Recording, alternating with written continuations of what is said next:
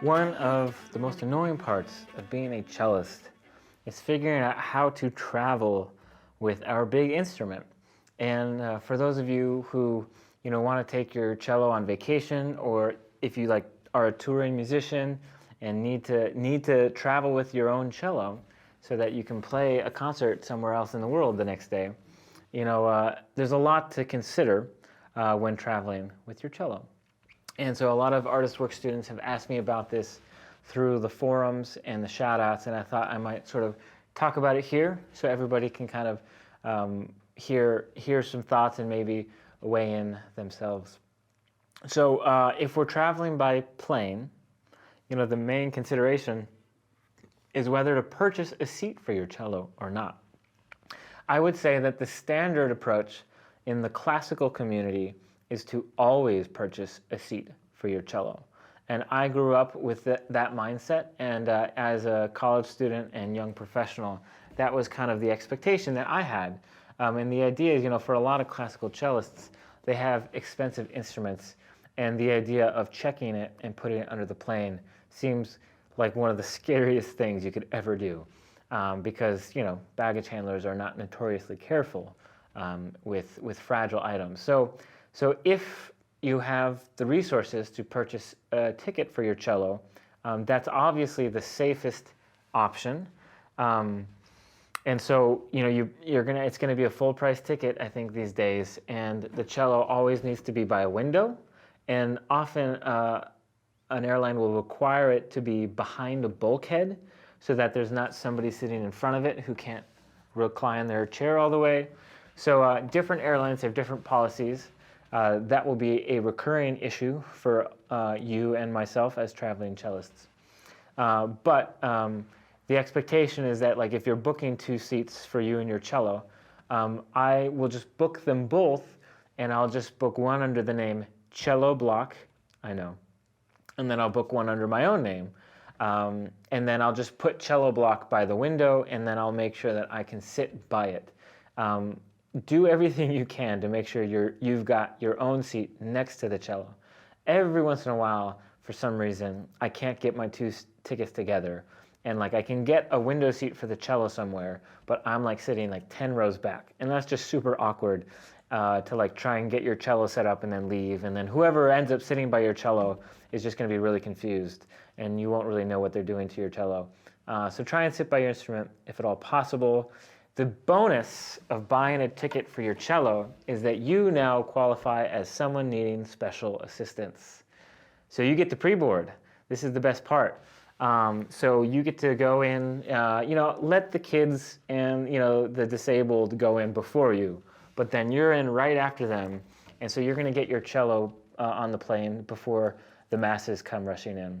And the first thing you should do when you enter the plane is ask whoever looks at you weirdly. All the stewardess will look at you very weirdly at first and be thinking, who do you think you are bringing that on plane? Before they have a chance to say anything, you just smile at them and say, do you have a seatbelt extension? Because that will throw them off, and they'll start thinking about whether they have a seatbelt extension for you, which they will. And you'll need the seatbelt extension in order to strap your case in, because you have to seatbelt. You have to secure the case, but the normal seatbelt length doesn't work. So if you get the seatbelt extension, then you can get that cello strapped in, and you can distract the stewards with that request so that they don't bother you as much, and then they'll come find you and bring you a seatbelt extension. I do have to say that there are some airlines that will give you problems when you try and bring the cello on board. I don't want to name a real airline, so I'll just use the name of a fake airline. Let's call it US Air. I have had personal experiences on US Air where I've bought a ticket for my cello and they refuse to let me bring it on board. This is actually the opposite of the normal problem. Oftentimes, you'll buy a ticket for your cello, and somebody at the check-in desk will think that you can't fit it and will try and force you to check your cello even though you paid for a ticket. That's the usual problem. But for some reason, US Air they just have all sorts of issues. I think they've merged with American, so it's like a passing issue. All this to say that your airline issues will evolve over time. But this is approach number one, purchasing a ticket. I still do this approach occasionally, like when other people are paying for my plane flights. But I do personally still check my cello now most of the time. So unfortunately, I don't get to pre-board, but I do get rid of the cello at check-in, and then I'm sort of free and fancy-free walking through the airport without dragging my cello for 2 hours as I wait. And so the key to checking your cellos safely is having a good flight case. I've been using the BAM flight case for many, many years. And I also had a few years where I was using the Stevenson flight case. I think both companies have a really good track record. And there are also horror stories associated with both companies. The thing to keep in mind is that if you're going to check your cello, there is no guarantee in life anymore. You can treat this as a Zen exercise of letting go with every flight, and just knowing that there's like a 1% chance your cello will reveal itself in the next city unplayable.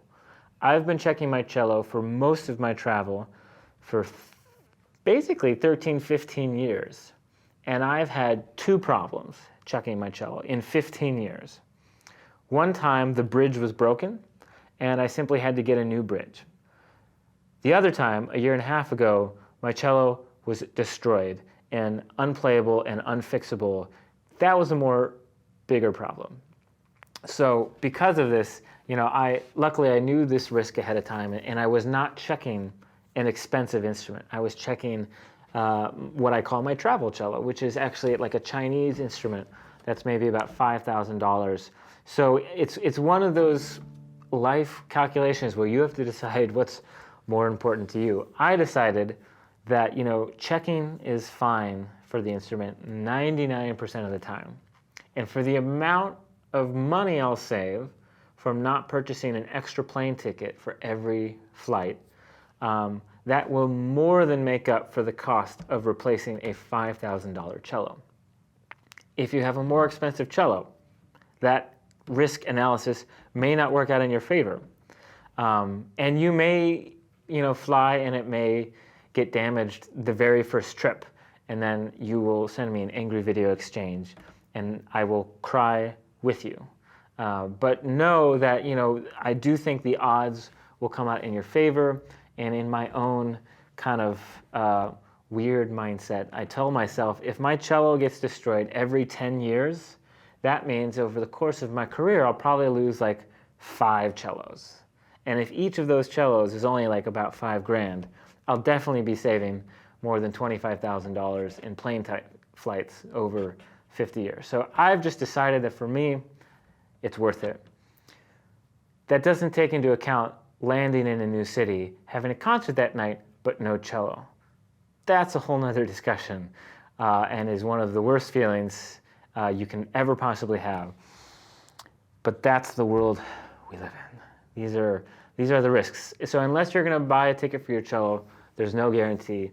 And frustratingly enough, even if you do buy a ticket for your cello, you might get attitude at the front desk.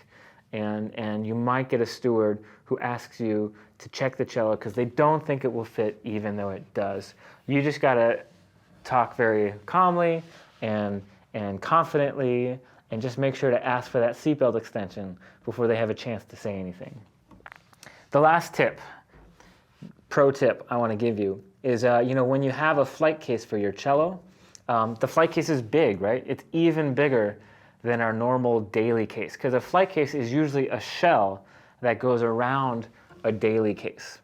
And so because this is so big, there's probably about a 10 to 20% chance you'll get charged $200 for oversize. The cello is not overweight, but it is oversized. If they start measuring your cello, you're done for, because it totally is oversized. The good news is they don't usually do that, and if you don't say anything, then you'll probably get away without them charging you. But what I do, this is my tip for you, is I always have to check like a suitcase and my cello, right? So what I do is I always put the cello on this, or sorry, I put the suitcase on the scale first, because then in order for them to tag the suitcase, they have to print up both bag tags, right? So after they've already printed up your bag tags and tagged your suitcase, then when they encounter the cello, they're just like, whoa, what is that? I already have the bag tag. I'm just gonna tag it and get rid of it, right? I find that to be way more successful. If you put the cello on the scale first, before they've printed the bag tags, that means they have a lot more time to think about whether they want to finalize your bag tags or whatever, and you're far more likely to get charged oversize. That is a helpful tip. Always put the cello on the scale last after they've printed the bag tags. I don't know if I have any other helpful tips, but those are the kinds of things that I am often dealing with when traveling with my cello.